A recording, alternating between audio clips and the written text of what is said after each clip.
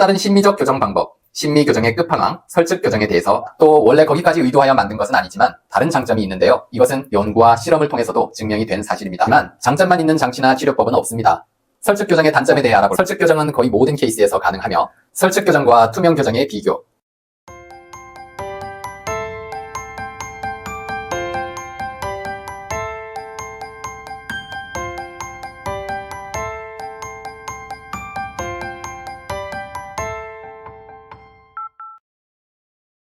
안녕하세요. 서울특별치과교정과 김상무 원장입니다. 간만에 유튜브를 통해 다시 만나는데요. 앞으로 더 자주 여러가지 말씀드리도록 하겠습니다. 여러분들이 교정하기를 꺼리는 이유 중에 큰 것이 장치가 다른 사람들 눈에 보이는 것 때문이죠. 그렇기 때문에 나온 것 중에 하나가 투명 교정이고, 투명 교정에 대해서는 장단점을 말씀드린 적이 있습니다. 지난 영상을 참고해 주시고요. 오늘은 또 다른 심미적 교정 방법, 심미 교정의 끝판왕, 설측 교정에 대해서 알아보겠습니다. 자, 그럼 바로 시작할게요. 설측 교정은 보통의 교정처럼 치아의 바깥쪽이 아닌 안쪽면, 즉 혀가 있는 곳에 가까운 치아의 뒷면에 브라켓과 와이어를 위치시키는 방법입니다. 그래서 혀 설자를 써서 설측 교정이라고 부르고 있습니다. 설측 교정 장치는 1970년대부터 유럽, 일본 등에서 최초로 제안이 됐고, 그 이후 발전을 거듭해 국내에는 1990년대 후반에서 2000년 초에 본격 도입, 발전시켜온 교정법입니다. 바깥에 장치를 붙이고 와이어가 지나가는 가장 일반적인 교정의 단점, 우리가 교정 치료를 망설이게 되는 이유 중 하나, 바로 2년 정도의 긴 시간 동안 눈에 띄는 장치를 붙이고 다녀야 한다는 것인데요. 좀 티나지 않게 교정을 할 수 없을까 하는 고민에 대한 답으로 설측 교정이 제안되었습니다. 결국 설측 교정 장치를 만들게 된 이유는 투명 교정과 똑같습니다. 심미적인 교정 치료법에 대한 욕구 때문이죠. 이런 심미적인 교정법에 대한 욕구는 오래전부터 있었고, 사실 오늘 말씀드리는 설측 교정법이 투명 교정보다도 더 일찍부터 활성화된 방법입니다. 당연하지만 탄생 목적처럼 눈에 잘 띄지 않게 교정을 할 수 있다는 점이 최대 장점입니다. 바깥면에 장치를 붙이는 교정법에 비하면 심미성이 월등한 것이죠. 또 원래 거기까지 의도하여 만든 것은 아니지만 다른 장점이 있는데요. 충치가 생길 가능성이 비교적 낮다는 것입니다. 이건 왜 그럴까요? 장치와 치아 사이에 낀 음식물이 빠지지 않은 채로 머물면서 충치를 유발하는데요. 구강청결을 유지하는 데 있어서 물론 양치가 가장 중요하겠지만 우리 몸의 자정작용, 자정능력도 매우 중요한 요소입니다.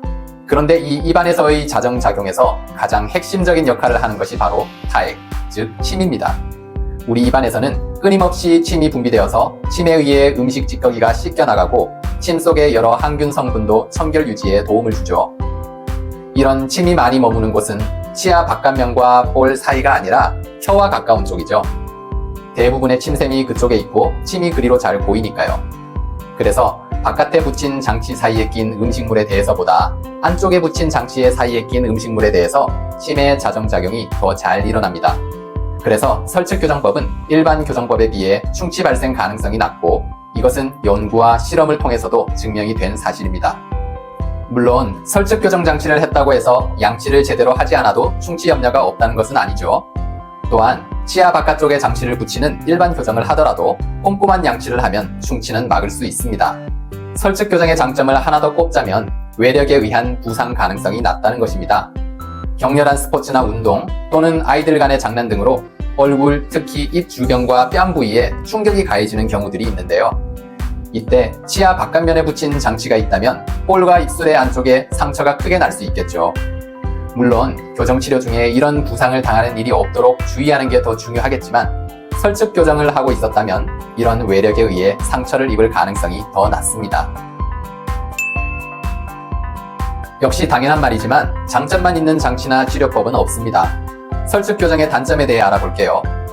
설측 교정의 첫 번째 단점을 보면 우선 설측 교정법은 치료의 난이도가 높다는 것입니다. 초기에 다소 복잡한 기공 과정이 필요하고 여기에서의 정밀성도 좀 더 높게 요구됩니다. 치아의 바깥쪽 면은 대체로 평평하고 매끄러운 편이지만 치아의 이 안쪽 면은 바깥쪽보다 더 불규칙하게 생겼고 사람마다의 생김새 차이도 더 크게 나는 부분입니다. 그래서 장치를 붙이기에도 더 어려운 모양새가 되죠. 그리고 치아 뒤쪽 면에서 장치와 와이어를 조절하게 되다 보니 시술자도 더 고되고 입을 벌리고 있는 환자분에게도 좀 더 인내심이 요구되죠. 그리고 치아 이동의 역학, 메커니즘이 좀 더 복잡해서 시술자의 전문 지식과 숙련도가 더 필요한 방법입니다. 두 번째 단점으로는 치료 비용이 높다는 점입니다. 조금 전에 설명드린 대로 추가적인 복잡한 기공 과정과 모델 작업이 필요하고 시술의 난이도가 높다는 것이 제일 큰 이유입니다. 또 치아 안쪽 면에 붙이는 장치 그리고 와이어들은 일반적 교정에서 쓰이는 것들보다 더 고가입니다. 시술자의 숙련도에 따라 전체 교정 기간은 일반적 교정법과 그다지 차이가 없지만 치과에 1회 내원했을 때마다 걸리는 치료의 시간은 좀 더 길게 걸리는 것도 또 하나의 이유가 됩니다. 마지막 세 번째 단점으로 적응에 다소 시간이 필요하다는 점입니다. 우선 혀가 있는 좁은 공간에 장치가 위치하다 보니 혀의 불편함, 입안이 좁아진 듯한 답답함을 초기에 느낄 수 있습니다. 또한 발음하는 것 역시 어느 정도 영향을 받게 되죠. 물론 시간이 지나 적응하게 돼서 바깥에 장치를 붙이는 일반적인 교정처럼 나중에는 원래 내 몸의 일부인 것처럼 자연스러워지지만 적응하는 데 시간이 좀 더 걸리는 것은 사실입니다. 결론부터 말씀드리자면 설측 교정에 대한 지식과 경험을 충분히 가진 시술자가 시행하는 경우 설측 교정은 거의 모든 케이스에서 가능하며 일반적 교정법에 비해 치료 기간이 더 걸리는 것도 아닙니다. 물론 설측 교정으로 이루어내기 힘든 치아 움직임도 제법 있습니다. 그래서 앞에서 말씀드렸듯 난이도가 높은 치료법이죠. 하지만 일반적 교정법에 비해 오히려 해결이 쉬운 부정교합의 타입도 있습니다. 그래서 교정치과 의사는 치열과 안모 등 환자의 특성을 잘 분석해서 더 적합한 방법을 제안해야 하죠. 설측 교정과 투명 교정의 비교. 장치가 눈에 띄는 것을 많이 신경 쓰여 하시는 분들께서 이 부분에 대해 많이 고민들 하시게 되는데요.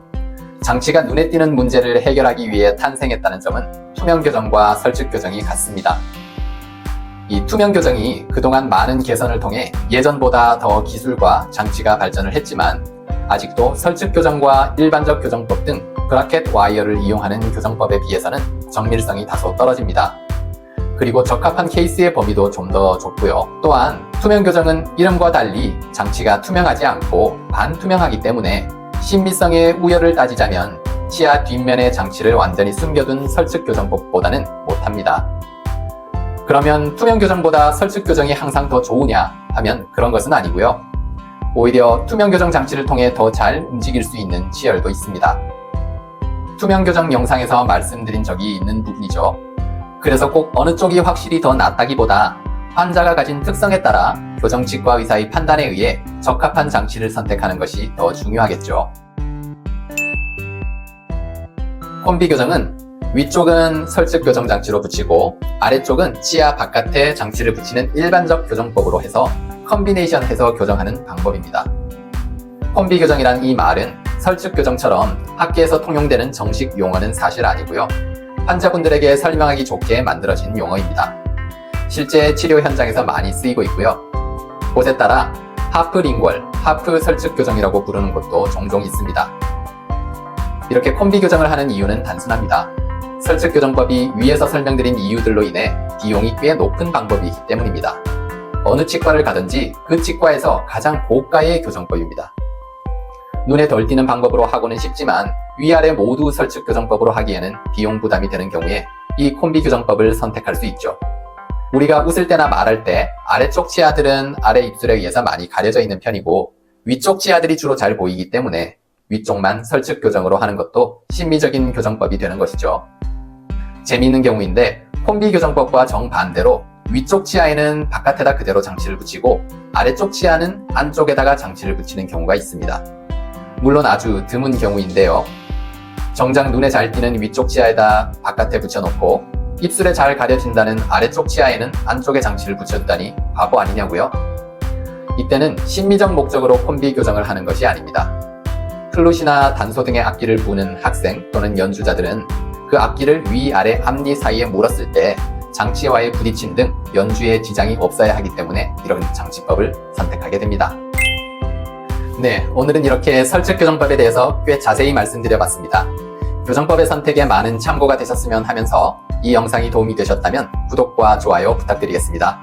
감사합니다.